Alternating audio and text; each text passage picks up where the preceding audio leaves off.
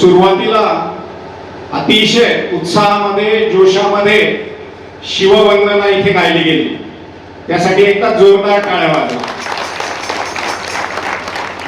मी गावात आल्या आल्या शोभायात्रा सुरू झालेली होती आणि त्याच्यामध्ये आमचे जोगळेकर महाराज आणि त्यांची सर्व शिष्य मंडळी अतिशय उत्कृष्ट अशा पद्धतीचं सादरीकरण त्यांचं सुरू होतं. ऊन होतं, पायामध्ये चपला नव्हत्या विद्यार्थ्यांच्या, मी बारकाईने बघत होतो. मनामध्ये श्रद्धा होती आणि मुखामध्ये माऊलीचं आणि तुकारामाचं नाव होतं. वा रे वा, काय तोच नजारा या सगळ्या बालचमूंसाठी, महाराजांसाठी आणि तुम्ही हिंदू धर्मासाठी म्हणून जमलेल्या तमाम देवदुर्लभ हिंदू मातृशक्तीसाठी आणि बंधूंसाठी एकदा जोरदार टाळ्या वाजवा. सुरुवात करण्यापूर्वी जय जयकार पुन्हा एकदा करू. छत्रपती शिवाजी महाराज की, धर्मवीर संभाजी महाराज की, भारत माता की, भारत माता की, भारत माता की.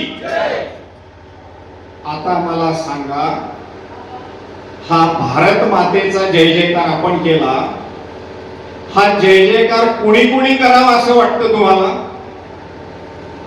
या भारतामध्ये राहणाऱ्या सगळ्या भारतीयांनी केला पाहिजे की नाही? तर आनंद होईल. आणि भारताच्या बाहेर राहणाऱ्यांनी केला तर अजून होईल. सगळ्या जगाने जर भारताचा जय जयकार केला तर अधिक आनंद होईल की नाही? असा आमचा पुण्यभू असलेला भारत देश सगळ्या जगामध्ये पुन्हा एकदा पुनर्वैभवाला जावा म्हणून ज्यांनी गेली 100 वर्ष तपश्चर्या केली अशा राष्ट्रीय स्वयंसेवक संघाची शताब्दी साजरी करण्यासाठी आपण सगळेजण इथे जमलेलो आहोत. 100 वर्षापूर्वीचा काळ आठवा. भारताला स्वातंत्र्य 1947 ला मिळालं. आपण 2026 मध्ये आहोत. 100 वर्षापूर्वी म्हणजे 1925 साली डॉक्टर केशव बळीराम हेडगेवार यांनी नागपूरमध्ये या संघटनेचं बीजारोपण केलं. काय असेल त्यावेळेची परिस्थिती? का बरं त्यांना असं वाटलं? त्यावेळी 1925 मध्ये भारतामध्ये काही संघटना नव्हत्या, सामाजिक राजकीय क्षेत्रामध्ये काम करणाऱ्या चळवळी नव्हत्या. तरी सुद्धा अशी एक आगळी वेगळी स्वतंत्र संघटना उभी करावी असं डॉक्टर हेडगेवारांना का वाटलं असेल? तर त्या काळातली थोडी पार्श्वभूमी आपण लक्षात घेणं गरजेचं आहे. आपल्या सगळ्यांना माहिती आहे, हिंदू धर्माची पताका ज्यांनी जगामध्ये नेली असे योद्धा संन्यासी स्वामी विवेकानंदांचं प्रसिद्ध अमेरिकेतलं भाषण आपल्या सगळ्यांना माहिती आहे. आणि असं भाषण अमेरिकेमध्ये करून आल्यानंतर हिंदू धर्माची पताका अटकेपार नव्हे, साता समुद्रापार अमेरिकेमध्ये करून आल्यानंतर, युरोप इंग्लंडची वारी करून आल्यानंतर स्वामीजींचं भारतामध्ये चेन्नईमध्ये भव्य स्वागत करण्यात आलं. विचार करा, आपल्या ब्राह्मणवाडा परिसरामध्ये आपण हिंदू संमेलन करतोय तर एवढा उत्साह आहे. ज्यांनी जग जिंकून आला अशा स्वामीजींचं स्वागत कसं झालं असेल? अशा या स्वागताच्या यात्रेमध्ये भाषण करत असताना चेन्नईला एका तरुण मुलानं स्वामीजींना म्हणाले, स्वामीजी 1889 चा कालावधी आहे, 1889 की तुमची ही ओजस्वी वाणी आम्हाला द्या. आमचा देश हा इंग्रजांच्या आधिपत्याखाली आहे. तुम्ही जर आम्हाला राजकीय नेतृत्व दिलं तर ही भारत माता स्वतंत्र होईल. स्वामीजींनी सांगितलं, तुमच्यासारखे सळसळत्या रक्ताचे तरुण जर पाठीशी असतील तर आज नाही उद्या सकाळी स्वातंत्र्य देतो. एका रात्रीमध्ये हा देश भारत माता ही परकीयांच्या जोखडातून मुक्त करतो. मला सांगा, स्वतंत्र झालेला भारत सांभाळण्याची ताकद तुमच्या खांद्यामध्ये आहे का? या भारताचा इतिहास काढून पहा. इथे शौर्याची कमतरता नाही. वीर राघोजी भांगरेंचा परिसर आहे. इंग्रजांना सळो की पळो करून सोडणारी आपण सगळेजण आहोत. भारतातल्या कुठल्याही प्रांतामध्ये जा, इथे शूर वीरांना जन्म देणारे आमच्या माता भगिनी आहेत.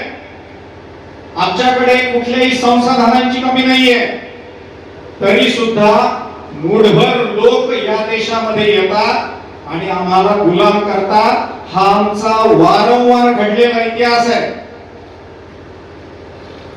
मुस्लिम आक्रमण झालं, किती संख्येने आले होते हो? शक, कुशाण, हुन ही आक्रमण पचवली. मुस्लिमांचं आक्रमण झालं आणि इंग्रज आले होते, करोडो संख्येने आले होते. काय पहिली लढाई जिंकली इंग्रजांनी, प्लासीची लढाई. आणि प्लासीची लढाई जिंकल्यानंतर त्यांनी कलकत्त्यामधून रूट मार्च काढला होता की बघा आमची विजय मिरवणूक कशी आहे. ती पाहायला रस्त्याच्या दुतर्फा लोक जमली होती. पहा साहेबांचं सैन्य किती शिस्तीमध्ये चालतं. त्या सगळ्यांनी हातामध्ये काठ्या आणि दगड घेतले असतील तरी सैनिक पळाले असते. पण असं घडलं नाही. का घडलं नाही याचा विचार डॉक्टर हेडगेवारांच्या मनामध्ये होता. 1889 मध्ये कन्नकुर्ती नावाचं जे गाव आहे आत्ताच्या तेलंगणामध्ये, तिथलं हे घराणं, आणि बालपणापासून मनामध्ये देशासाठी म्हणून काहीतरी करायचं अशी तळमळ असलेले डॉक्टर हेडगेवार बाल सुलभ त्यांची बुद्धी जी होती त्याप्रमाणे काम करत होते. जसे तरुण झाले, रक्त सळसळायला लागलं, सशस्त्र क्रांती केली पाहिजे असं वाटलं. इंग्रजांच्या विरोधामध्ये सशस्त्र क्रांती करायची म्हणून ठरवलं की आजन्म अविवाहित राहायचं आणि शस्त्रास्त्र चालवण्याचं प्रशिक्षण घ्यायचं, क्रांतिकारकांना मदत करायची या उद्देशानं कलकत्त्यामध्ये गेले आणि वैद्यकीय शिक्षण त्यांचं पूर्ण केलं. त्यावेळेला दुसरं महायुद्ध थांबवलं होतं, त्याच्यामध्ये यश इंग्लंडला मिळालं आणि क्रांतिकारकांची योजना ठप्प झाली. मग देशासाठी काम करणाऱ्या सगळ्या मंडळींशी त्यांनी चर्चा केली. त्या काळातले सावरकर असतील, लोकमान्य टिळक असतील, सुभाष बाबू बोस असतील, या सगळ्यांशी चर्चा केली. आणि मग त्यांच्या लक्षामध्ये असं आलं की देशाच्या स्वातंत्र्यासाठी कोणीतरी क्रांतिकारी करताय, कोणीतरी राजकीय क्षेत्रामध्ये काँग्रेस नावाची चळवळ चालवताय. परंतु हा देश स्वतंत्र झाल्यानंतर पुन्हा पारतंत्र्यात जाऊ नये याच्यासाठी कोण काम करते. आणि हा इतिहास आम्हाला जर पुन्हा जर घडवायचा नसेल, आमचा देश अबाधित राखायचा असेल, तर आमच्या या हिंदू समाजामध्ये काहीतरी मूलभूत उणीवा आहेत. या मूलभूत उणीवा दूर केल्याशिवाय हे स्वातंत्र्य टिकणार नाही. हे मत केवळ डॉक्टर हेडगेवारांचं होतं का?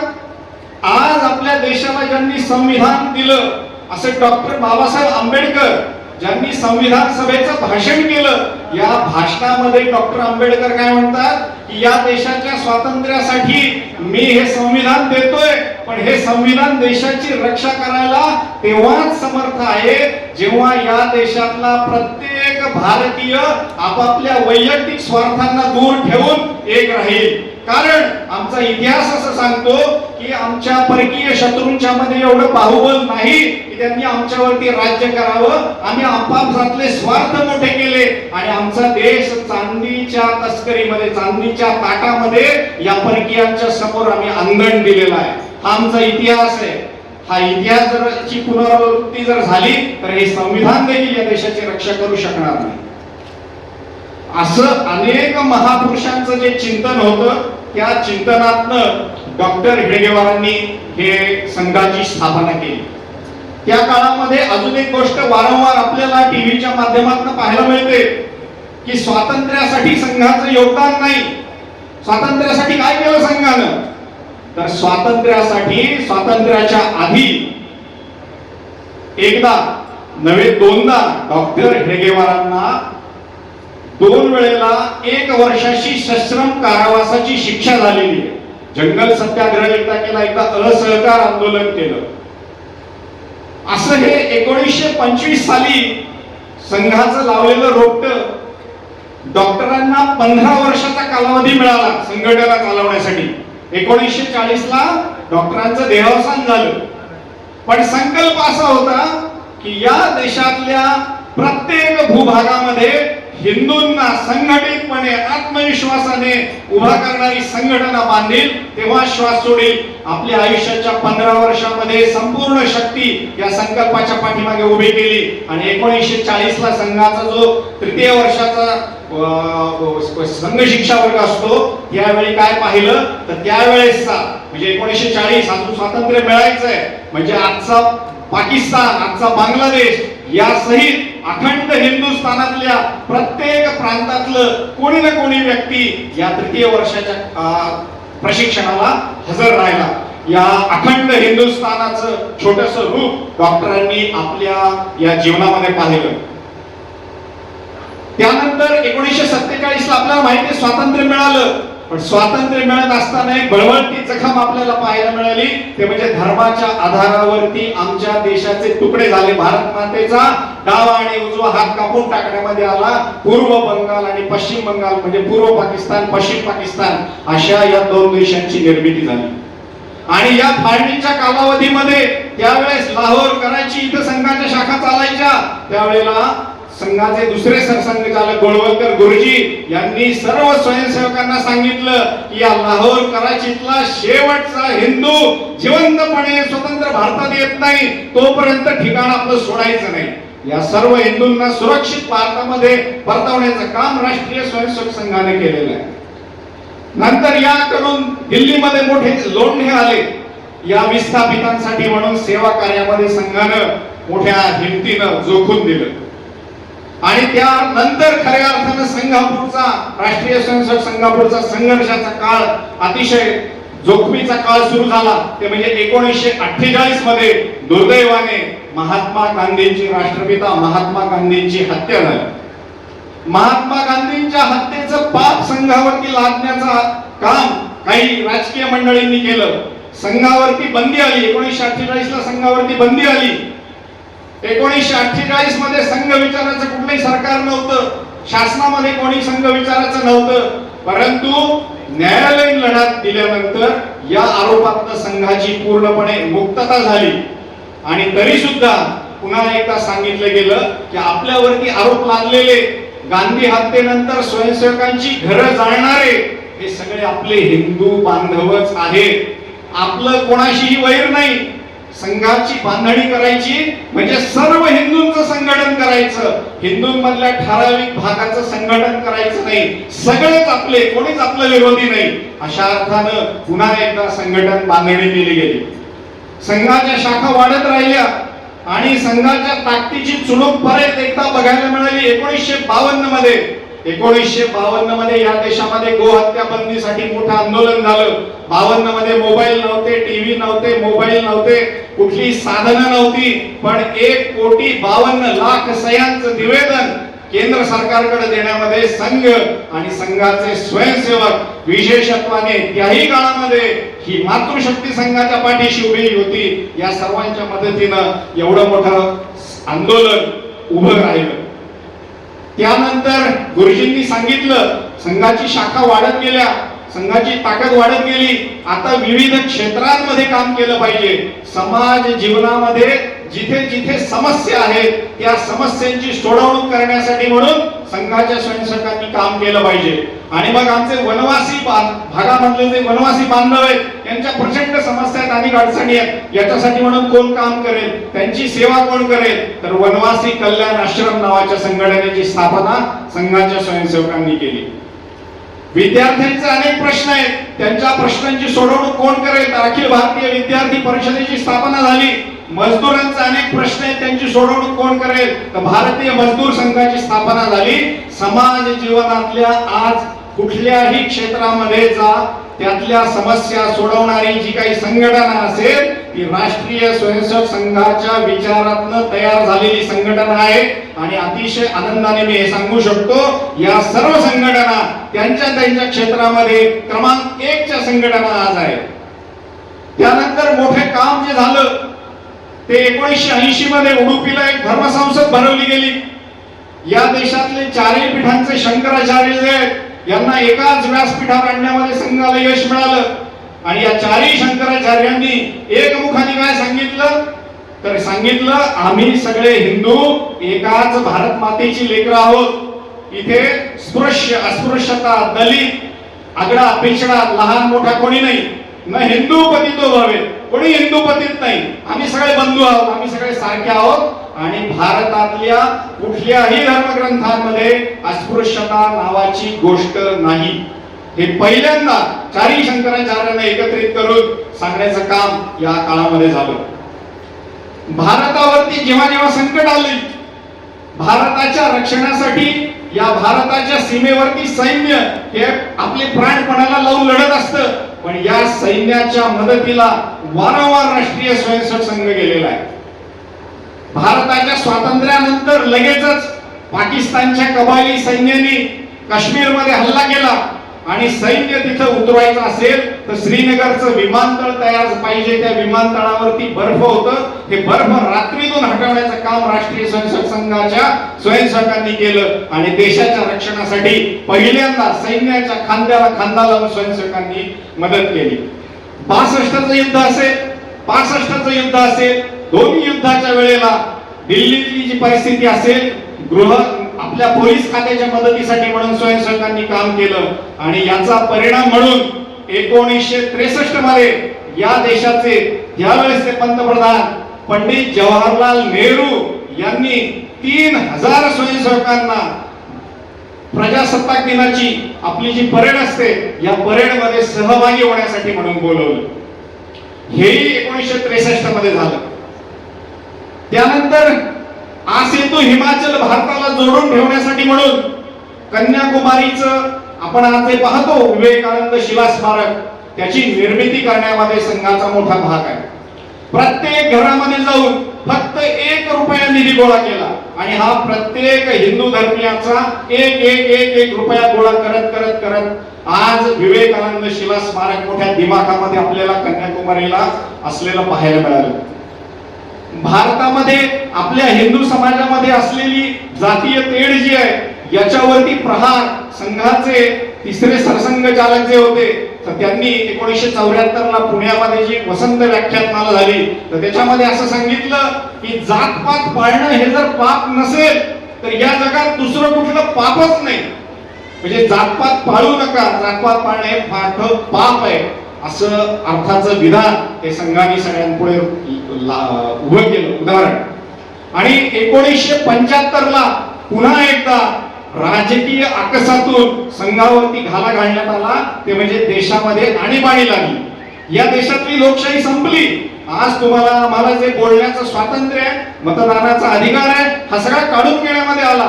पत्रकार बांधव आहेत आज इथे, या पत्रकार बांधवांची मोठी गळचेपी झाली आणि हा लढा देखील भारतामध्ये सर्व राजकीय पक्षांनी राष्ट्रीय स्वयंसेवक संघाच्या नेतृत्वाखाली लढला आणि पुन्हा एकदा देशाला स्वातंत्र्य मिळवून दिलं. एका अर्थानं लोकशाही प्रस्थापित करण्यामध्ये राष्ट्रीय स्वयंसेवक संघाचा मोठा वाटा आहे.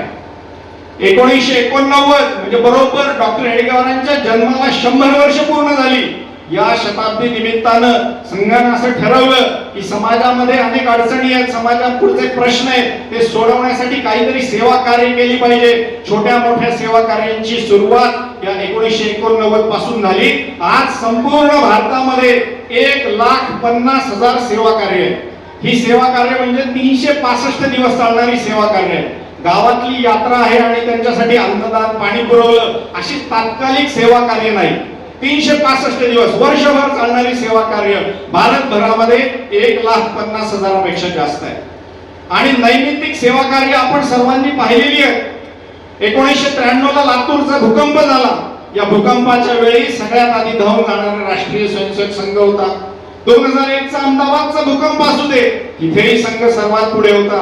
2004 ची सुनामी असू दे, 2013 चं उत्तराखंड मध्ये जे भूस्खलन झालं त्याही वेळेस असू दे, किंवा आपल्या जवळचं उदाहरण माळीण नावाचं जे गाव आहे पुण्याच्या जवळ, तिथेही अशा पद्धतीची दुर्घटना झाली. कुठेही पूर असू दे, आग लागू दे, कुठलेही संकट समाजावरती आलं, राष्ट्रीय स्वयंसेवक संघाचे स्वयंसेवक सर्व समाजाला बरोबर घेऊन समाजाच्या मदतीनं ते पुढे असतात. सगळ्यात मोठं काम अलीकडच्या काळामध्ये तुमच्या आमच्या मनाला आनंद देणारं आणि ज्याच्यासाठी मी सुरुवातीला संबोधलं की आपण सर्व देव दुर्लभ आहोत, कारण 500 वर्ष आमच्या पूर्वजांनी लढा दिला, पण प्रभू श्रीरामांचं मंदिर पाहण्याचं भाग्य आमच्या पिढीला लाभलं. हा 500 वर्षाचा संघर्ष.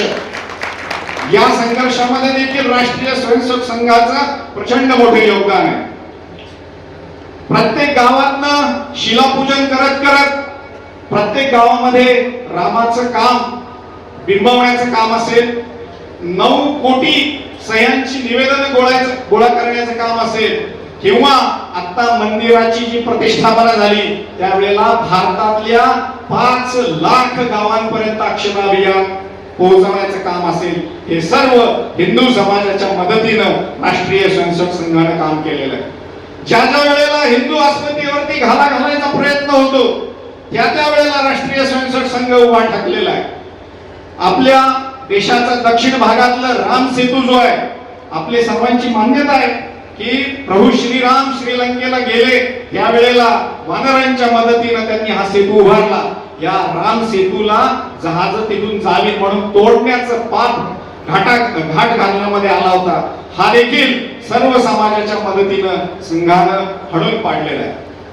2010-11 मध्ये एक भयानक कायदा योग घातला होता या देशामध्ये. कायद्याचं नाव होतं धार्मिक लक्षित हिंसाचार प्रतिबंधक कायदा. ज्या ज्या वेळेला या देशामध्ये काही दंगली घडतील त्या वेळेला फक्त आणि फक्त हिंदूलाच आरोपी केलं जावं अशा अर्थाचा कायदा होता. हा कायदा संसदेमध्ये येऊच नये यासाठी म्हणून संघाने प्रयत्न केले. 2010 साली सरकार नव्हतं, लक्षात घ्या. त्यानंतर वैष्णोदेवी श्राईन बोर्डाचा प्रसंग असेल, वैष्णोदेवीची जमीन ही तिथल्या मंडळींना देण्याचं आंदोलन असेल, काश्मीरचं 370 कलम हटवणं असेल त्याच्यासाठी म्हणून जनजागृती करायची असेल, बांगलादेशी घुसखोरांचा प्रश्न तुमच्या आमच्यापर्यंत पोहोचवण्याचं काम असेल, त्या आंदोलनामध्ये या प्रश्नाच्या बद्दल समाजाला एकजूट करण्याचं काम असेल, हे सर्व हिंदुत्वाचं काम संघाने आतापर्यंत केलेलं आहे. जनजाती क्षेत्रामध्ये हिंदुत्वाचं जागरण होण्यासाठी शबरी कुंभ हा गुजरातच्या डांग भागामध्ये भरवणं असेल, स्वाभिमानी कुंभ भरवणं, आणि आता जो प्रयागराजला मागच्या वर्षी झाला महाकुंभ 144 वर्षांनंतर 66.5 कोटी लोकांनी पवित्र त्रिवेणी संगमामध्ये स्नान केलं. यामध्ये पर्यावरणाचं रक्षण व्हावं म्हणून एक थाली एक थैली स्टीलची ताटली आणि स्टीलचा ग्लास असं तिथं पुरवण्याचं काम संघानं मोठ्या प्रमाणात केलं. हिंदूंचे सण मोठ्या प्रमाणामध्ये उत्साहामध्ये साजरे करणं, पुण्यामध्ये जी गणपतीची मिरवणूक असते याच्यामध्ये मोठ्या प्रमाणामध्ये डीजे असायचे आणि डीजे मुळे ध्वनी प्रदूषण व्हायचं. या सर्व तरुण मंडळींना काहीतरी मार्गदर्शन केलं पाहिजे, पण ढोल ताशा पथक हे पर्याय संघाने पुढे दिला आणि हळूहळू आता तुम्ही बघा पुण्यामध्ये, मुंबईमध्ये, डोंबिवलीमध्ये हे डीजेचं प्रमाण हळूहळू कमी व्हायला लागलं आणि ढोल ताशा पथकाच्या मिरवणूक, मंगल वाद्यांच्या मिरवणुकीमध्ये ही तरुणाई आमचे सगळे सण वार उत्सव साजरे करत असतात. एवढं सगळं जरी असलं तरी हे हिंदू संमेलन काम साजरं करायचं, तर हिंदू संमेलन साजरं करण्यासाठी आपल्या समोरची काही आव्हानं आहेत मित्रांनो. सुरुवातीला मी म्हटलं सर्व जगाने या भारत मातेचा जय जयकार करावा. कोणी असं नको जो भारत मातेच्या बद्दल आमचा वाकड्या नजरेने पाहिल असं कोणी व्यक्ती नको, पण असे शक्य आहे का? भारतातली सगळी मंडळी भारत माता की जय म्हणायला तयार आहेत काय? भारताचं आर्थिक दृष्ट्या आज आपण आहोत क्रमांक 4 ला देश आलेला आहे. क्रमांक 1 चा देश, क्रमांक 2 चा देश आणि क्रमांक 3 चा देश त्यांना वाटेल का भारत क्रमांक 1 चा व्हावा? जगामध्ये 52 मुस्लिम राष्ट्र आहेत, त्यांना वाटेल भारत क्रमांक 1 चा देश व्हावा? कोणालाही वाटणार नाही. ज्यांना वाटतंय भारताचा जय जयकार सगळ्यांनी केला पाहिजे, तर हे आमचे सगळे भारताचे शत्रू हे भारताच्या विरोधी कारवाया सातत्याने करतायत आणि समोरासमोर लढायची हिंमत नाही. समोरासमोर युद्ध जर पुकारलं तर ऑपरेशन सिंदूर मध्ये काय होतं हे सगळ्या जगाने पाहिलंय. आमच्या सैनिकांची ताकद, आमच्या वैज्ञानिकांची ताकद, आमच्या सरकारची ताकद हे सर्व जगाने पाहिलेलं आहे. समोरासमोर लढायची हिंमत नाही. मग काय केलं जातं? शत्रूला नामहरम तर करायचंय, समोरासमोर तर लढायचं नाही, तर शत्रूचे कमकुवत दुवे काय आहेत ते शोधा. आणि शत्रूचे कमकुवत दुवे त्याच्यावरती काम करा, शत्रू आपोआप संपेल. आमचे कमकुवत दुवे काय आहे? आमचे कमकुवत दुवे आहेत आमची जाती व्यवस्था. आम्ही आमचा जातीचा अभिनिवेश फार मोठा मानतो. आम्ही हिंदुत्वापेक्षा आमच्या जातीला महत्व देतो. तू लहान का मी मोठा. वेगवेगळ्या जातींमध्ये भांडण लावणं, मोठमोठे मोर्चे काढणं, याच्या पाठीमागे विदेशी शक्ती आहेत हे आपण जाणलं पाहिजे. हे आमच्या समोरचं आव्हान आहे. लव्ह जिहाद सारखा प्रश्न असेल हे आमचं आव्हान आहे. जनजाती क्षेत्रामध्ये आम्ही हिंदूच नाही, आम्ही हिंदू नाही, आम्ही राम मानायला तयार नाही, अशा पद्धतीचं वातावरण आधी निर्माण करायचं आणि मग नंतर त्यांचं ख्रिस्ती धर्मामध्ये मतांतरण करायचं. हे मोठं आव्हान आपल्या समोरचं आहे. देशामध्ये लोकसंख्येचं असंतुलन होतंय. जिथे जिथे लोकसंख्येचं असंतुलन झालं तो भूभाग आपल्या देशापासून तुटला. हा इतिहास आहे. आजही बारकाईने बघा, देशामध्ये असे पॉकेट्स तयार होत आहेत की जिथे हिंदू अल्पसंख्य होतोय. आमच्या जिल्ह्यामध्ये पण उदाहरण आहे. जो आपला अहिल्यानगर शहर आहे त्याच्यामध्ये पण तुम्हाला माहिती आहे, पेपरमध्ये तुम्ही वाचता, विशिष्ट भूभाग हा लोकसंख्येच्या असंतुलनामुळे तिथले प्रश्न भयानक आणि गंभीर होत चाललेले आहेत. आमच्या देशाचं सगळं जे काही वैभव होतं ते म्हणजे आमची हिंदू संस्कृती, आणि या संस्कृतीवर घाला घालण्याचं काम चालू आहे. टीव्ही वरून, पिक्चर मधून, मालिकांमधून काय दाखवलं जातं? संपूर्णपणे आमच्या संस्कृतीवरती हल्ला केला जातो. आणि आमची कुटुंब व्यवस्था कशी उद्ध्वस्त होईल यासाठी विशेष प्रयत्न केले जातात. हळूहळू शहरामधलं जे लोन आहे आपल्या घरामध्ये येतंय का नाही बारकाईने पहा. आमच्या घरातल्या मुलींच्या कपाळावरचं कुंकू टिकली निघून गेलं, हातातल्या बांगड्या निघून गेल्या. आमची कुटुंब व्यवस्था ही ढासळायला लागली. आमच्या समोरचं आव्हान आहे. आणि मग एकदा का कुटुंब व्यवस्था विस्कळीत झाली की तो कुटुंबातला कर्ता पुरुष जो आहे तो काय करणार? तो नशा करणार, तो व्यसनांच्या आहारी जाणार. आमच्या मधलं घटस्फोटांचं प्रमाण वाढणार, मानसिक ताणतणाव वाढणार. हे आमच्या समोरचं खूप मोठं आव्हान आहे. आणि या सगळ्या आव्हानांना आपल्याला पुरून उरायचंय. आपण एकत्र झालेलो आहोत हे काही या आव्हानांना बघून पळून जाण्यासाठी नाही, आपण पळपुटे नाही. आपण छत्रपती शिवाजी महाराज आणि संभाजी महाराजांची औलादी आहोत, लेकरं आहोत. या आव्हानांना आम्ही पुरून राहू शकतो. त्यासाठी काय केलं पाहिजे? तर हे 5 गोष्टींचं आव्हान तुमच्या समोर ठेवण्यासाठी खरं तर आज मी इथे आलेलो आहे. पहिली गोष्ट केली पाहिजे, संघाने या 5 मुद्द्यांना नाव दिलंय पंच परिवर्तन. आमच्या समाजाचं परिवर्तन या 5 मुद्द्यांच्या आधारे झालं पाहिजे. आणि पहिला मुद्दा जो आहे तो म्हणजे स्वबोध. आम्ही कोण आहोत? हिंदू आहोत म्हणजे नेमकं काय? आमच्या परंपरा काय आहेत? आमची संस्कृती काय आहे? याचा आम्हाला अभिमान असला पाहिजे. आम्ही जो पोशाख घालतो त्या पोशाखाबद्दल अभिमान असला पाहिजे. आम्ही जी भाषा बोलतो त्या भाषेचा अभिमान असला पाहिजे. आमची खाद्य संस्कृती आहे त्या खाद्य संस्कृतीचा आम्हाला अभिमान असला पाहिजे. तुमच्याकडे माहित नाही पण आमच्याकडे कुठलाही सण वार समारंभ किंबहुना वाढदिवस साजरा केक शिवाय होतच नाही. तुमच्याकडे काय परिस्थिती आहे? केक शिवाय करू शकाल वाढदिवस साजरा? ही भारतीय परंपरा नाही. दिवा फुंकणं, मेणबत्ती विझवणं आणि वाढदिवस साजरा करणं हा स्वबोध नाही. आम्ही हिंदू आहोत म्हणजे काय हे आम्ही लक्षात घेतलं पाहिजे.